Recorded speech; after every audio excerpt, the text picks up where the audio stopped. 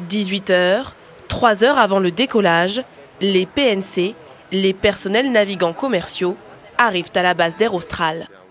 Ils découvrent l'équipage du jour, 12 stewards et hôtesses, 2 chefs de cabine, 2 copilotes et un commandant. Ils seront ensemble pour au moins 14 heures. 18 h 30, l'heure du briefing des PNC, le personnel navigant commercial. Un moment clé, primordial pour le bon déroulement du vol.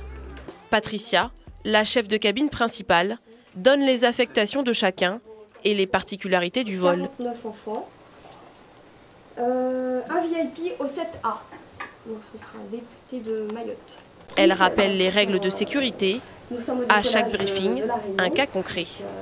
L'avion s'élance sur la piste et juste avant V1, on a un coup de frein qui est assez marqué puisqu'on est juste avant V1. Donc, quelles seront vos réactions? Annonce, mesdames, messieurs, nous venons d'avoir un incident technique. Veuillez rester assis et attachés. Le commandant, monsieur Baron, vous voudra informer de la suite, voilà, etc.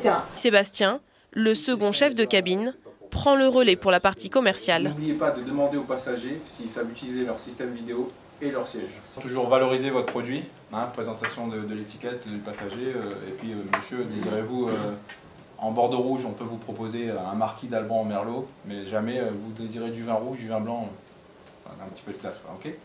Je compte sur vous là-dessus, sur votre professionnalisme. Des passagers choyés et satisfaits, ce sont des clients qui reviendront et pourquoi pas, qui dépenseront immédiatement. Les ventes hors taxes qu'on fera après le premier service. Ça c'est pareil, c'est un service qu'on doit aux passagers. Vente hors taxes, Air Austral, ok. Donc je ferai l'annonce. Dans la salle voisine, le commandant et ses 2 copilotes, eux aussi, préparent leur vol. Certains pilotes passent même par la salle des PNC. Il est prévu un peu de turbulence au départ, 1 heure après le vol. Donc ça va vous gêner parce que ça va intervenir probablement pendant le service. Et après le service, vous aurez une petite secousse avant de dormir. Donc 3 heures après le départ, il y a une zone de turbulence, c'est sur l'Éthiopie, bon, c'est classique. 19 h, l'heure de rejoindre la navette qui les emmène à l'aéroport. Comme à chaque fois, il faut quitter femme et enfants pour plusieurs jours.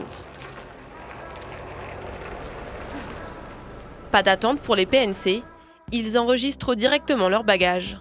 Là, on va passer les filtres et on enchaîne directement toutes les checks derrière. Donc il n'y a pas de temps mort. Une fois qu'on a commencé le briefing, ça s'enchaîne et jusqu'au décollage. Pas de caméra au-delà du SAS Police, mais une certitude, les règles de sécurité sont les mêmes pour les passagers et le personnel navigant. 20 h, 1 heure avant le décollage, les PNC s'affairent. Pas une minute à perdre, l'appareil doit être prêt avant l'arrivée des premiers passagers. Est-ce que vous pouvez me donner votre OK pour le nettoyage en cabine, s'il vous plaît? À ce stade, aucun retard n'est accepté.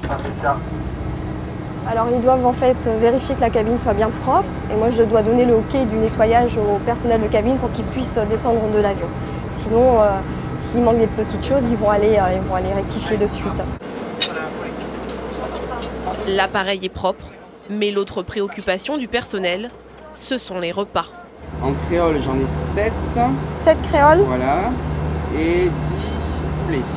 10 poulets, ok, c'est bon. Il te manque quelque chose? 442 passagers sont attendus. Pas un seul repas ne doit manquer. Dans les avions, les coins repas, on les appelle des galets.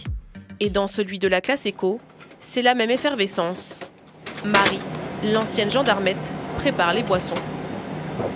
On doit tout faire, on va prendre les verseuses, donc ça c'est pour le chaud, on doit préparer les bacs pour l'alcool, les bacs pour les boissons, voilà, on va tout faire, tout vérifier pour qu'il y ait tout avant bien sûr que l'avion parte parce qu'après s'il manque quelque chose, c'est trop tard. Donc on doit tout vérifier, tout compter.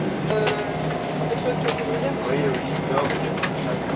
À l'avant de l'appareil, la mission de Patricia, vérifier le bon fonctionnement du défibrillateur semi-automatique. Je dois vérifier que l'appareil fonctionne bien, qu'il clignote ici vert. Voilà. L'appareil est obligatoire dans un avion et pourrait être utilisé en cas d'arrêt cardiaque d'un passager ou d'un personnel.